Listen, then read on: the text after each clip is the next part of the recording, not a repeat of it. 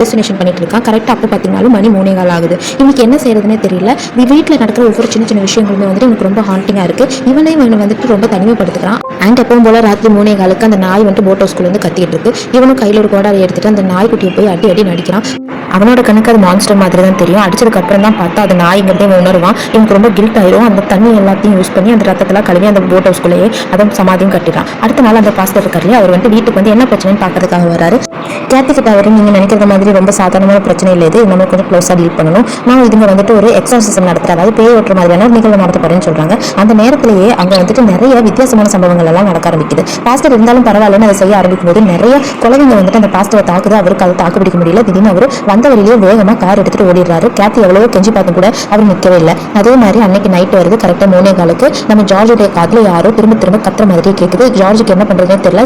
அவன் தன்னுடைய சூழ்நிலை இல்லாம என்னென்னமோ செஞ்சுக்கிட்டு இருக்கான். அவனுக்கு உடம்பு வலியும் ஆரம்பிக்குது. அவன் நேரா போட் ஹவுஸ் நோக்கி போயிட்டு இருக்கான். இது எல்லாத்தையுமே கேத்தி மேல இருந்து பார்த்துக்கிட்டு தான் இருக்கா. அவளுக்கு என்ன செய்யறதுனே தெரியல. அடுத்த நாள் காலையில பக்கத்தில் இருக்கக்கூடிய ஒரு லைப்ரரி போயிட்டு இவளுடைய அந்த வீட்டோட ஹிஸ்டரி படிச்சாகணும் அப்படின்னு படிக்கிறான். படிக்கும்போது தான் அவளுக்கு நிறைய ஷாக்கிங்கான நியூஸ் எல்லாம் தெரியுது. பல வருஷத்துக்கு முன்னாடி அங்க வந்துட்டு பிளாக் மேஜிக் இருக்கு இல்லையா, அந்த சூனியம் எல்லாம் பண்றவங்க அவங்க எல்லாம் இருந்திருக்காங்க. நிறைய கொலையெல்லாம் நடந்திருக்கு. அவங்க வந்துட்டு அவங்களுடைய வீட்டில் யாரெல்லாம் கூடி வராங்களோ அவங்க 28 நாள்ல வந்துட்டு இறந்து போயிடுவாங்க. அன்னைக்குன்னு பார்த்துதான் அது 28வது நாளா இருக்கும். கேத்தி அதை படிச்ச உடனே வீட்டில் இருக்க எப்படியாவது எல்லாத்தையும் காப்பாத்திடணும் அப்படின்ட்டு வேகமா கார் எடுத்துட்டு வீட்டுக்கு போயிட்டு இருக்கா. போகும்போதே வந்துட்டு ஜார்ஜ் அங்க இருக்கக்கூடிய அந்த பேஸ்மெண்ட் எல்லாத்தையும் உடச்சு உள்ளுக்குள்ளெல்லாம் போறான். அப்போ அவன் மேல ரத்தம் எல்லாம் தெரிக்குது. ஏகப்பட்ட ஹாலுசினேஷன் அவனுக்கு வருது. இது எதுவும் நடக்கிற மாதிரியே அவன் கற்பனை பண்ணிட்டு இருக்கான். வீட்டுக்கு போய் பார்க்கும்போது கேத்திக்கு பில்லிக்கு அவளுடைய 2 பசங்களுக்கு எல்லாத்துக்குமே இவன் சமாதி எல்லாம் தயார் பண்ணி வீட்டில் வச்சிருந்திருக்கான். அதுக்கப்புறம் தான் இவன் வந்துட்டு எப்படியாவது குழந்தைங்களை காப்பாற்றி எடுத்துட்டு போயிடணும்ட்டு தேடிட்டு இருக்கும் போதே உடனடியா அவன் வந்து கையில ஒரு பெரிய துப்பாக்கி எடுத்துட்டு இவங்களை எல்லாத்தையும் கொலை பண்றதுக்காக துரத்திட்டு இருக்கான். பயங்கரமான மழையெல்லாம் வருது.